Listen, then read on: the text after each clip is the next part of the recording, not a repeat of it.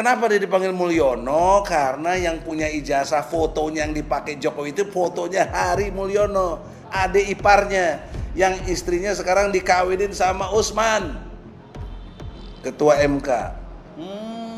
Itu asal Mulyono itu dari situ, saya yang bongkar itu. Palsunya ini, karena ini bukan peristiwa politik, ini peristiwa hukum. Jokowi harus terbongkar ini, karena memang nggak punya, makanya dia dipanggil si Mulyono gitu loh.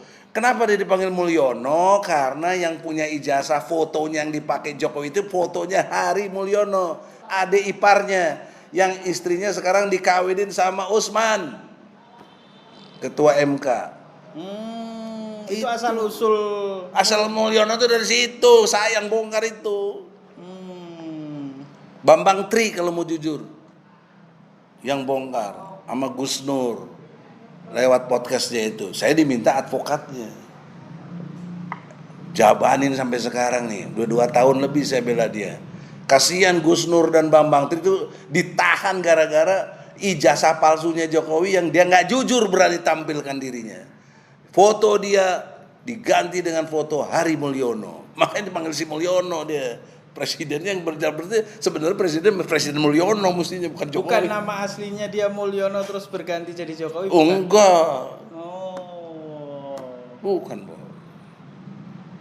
Kalau nama aslinya ada lagi pendapat, ada Herbertus lah, ada gitu kan gitu kan. Betul. Nah, sebelum dibaptis lah, sebelum apa gitu loh. Jadi karena itu dalam konteks ini kejujuran, kebenaran, keadilan terus diungkap. Caranya tadi gimana? Edukasi keberanian. Nah, bagaimana cara edukasi keberanian? Atau orang arif baca Al-Baqarah 112. Nah, kalau Quran pasti akurat. Kalau akurat gak bakal salah. 100 berapa, Bang? 112. A'udzubillahi minasyaitonirrajim. Bala man aslama wajhahu lillahi wa huwa muhsinu falahu ajruhu 'inda rabbih wala khaufun 'alaihim wala hum yahzanun.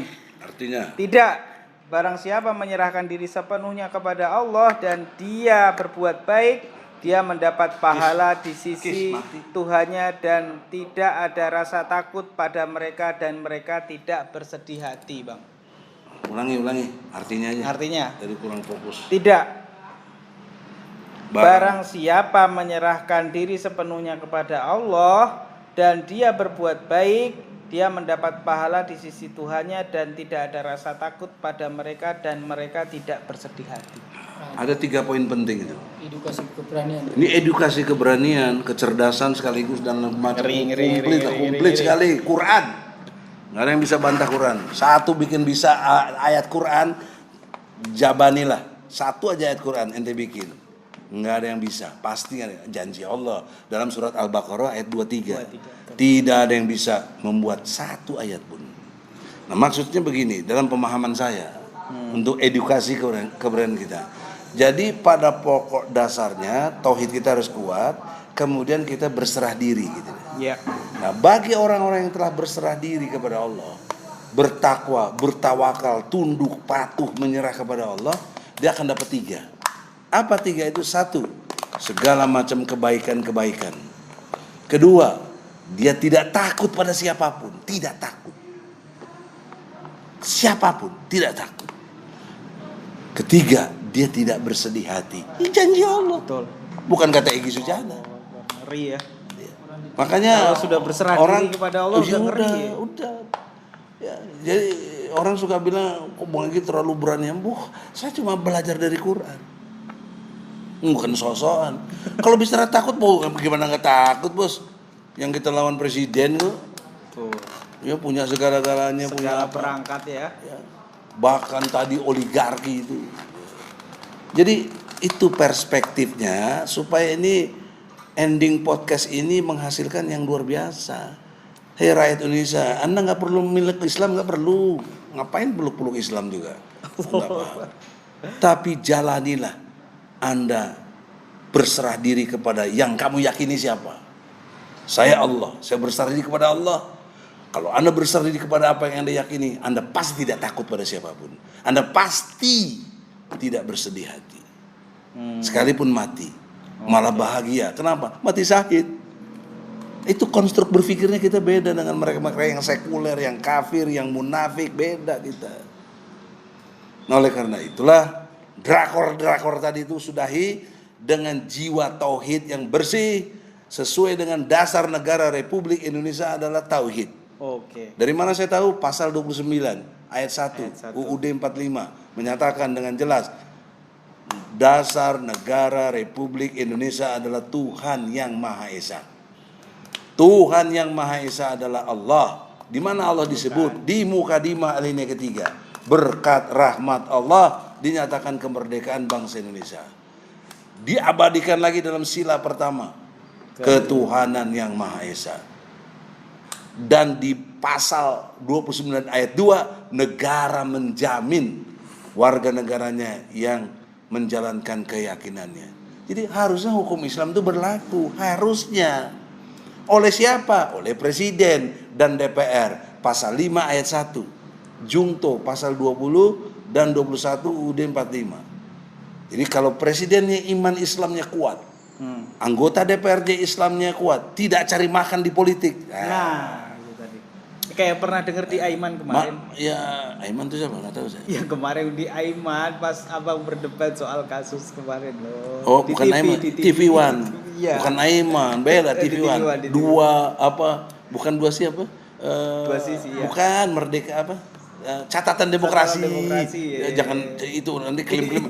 Kalau Aiman enak si Aiman orang saya nggak pernah diundang sama dia, nggak bakal berani ngundang gitu lah.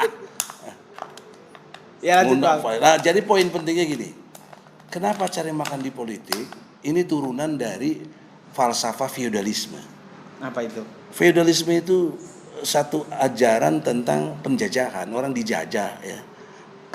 Ketakutannya tadi, ya, kesedihannya. Itu dua sumber ini yang manusia nggak bisa lepas. Pasti takut kepada selain Allah. Kalau dia nggak bertauhid, kalau dia musyrik, ya kan? Kalau dia tauhid, dia hanya takut pada Allah. Kemudian kalau dia kehilangan segala sesuatu karena dia tidak berserah diri kepada Allah, dia tidak bakal bisa mengucapkan innalillahi wa inna ilaihi rajiun. Lihat apa kalau keluarga ada yang meninggal, gerung-gerung kayak Abbas. Walaupun nggak seperti Rocky Gerung, tapi gerung-gerungannya itu, menangisnya itu, waduh, sampai ada patah hati, sampai ada yang bunuh diri juga. Nah, itu dia tidak sanggup bersedih hati. Karena apa? Feodalisme. Feodalisme dalam arti global, kita ini terjajah secara hati nurani dan pikiran, atau pikiran dan hati nurani kita terjajah. Makanya di Quran ya. Nanti kalau buka-buka kan lama, tapi saya kasih tahu aja surat Toha ya, ayatnya 12, 13, 14 itu Allah perintahkan pada Nabi Musa, kalau engkau mau keluar dari kalau engkau mau masuk ke lembah suci, lembah tua namanya, tua, maka lepaskanlah kedua terompahmu. Oh gitu loh Quran. Saya mikir apa kedua terompah itu? Terompah itu kan pijakan. Nah, pijakan dalam bertindak itu pasti dua, pikiran dan perasaan. Perasaan dan pikiran itu yang membuat orang bisa bertindak. Maka kalau kamu mau masuk ke lembah suci, dekat dengan Allah, berserah diri kepada Allah, lepaskan segala bentuk ketakutan, pikiran-pikiran kita, dan hati kita tidak bersedih hati. Begitu Quran, dasar hebat Qurannya. Oleh karena itu, edukasi singkat bagi siapapun yang mendengar, melihat podcast ini, pelajari Al-Quran dengan baik, tadaburi dengan baik, ya, untuk mengerti fungsi Quran yang sangat utama, yaitu menjadi furqan, menjadi petunjuk, menjadi bayinas, penjelas. Itu fungsi Quran. Petunjuk, penjelas, pembeda. Nah, oleh karena itu kalau kamu mau lepaskan segala bentuk drakor tadi,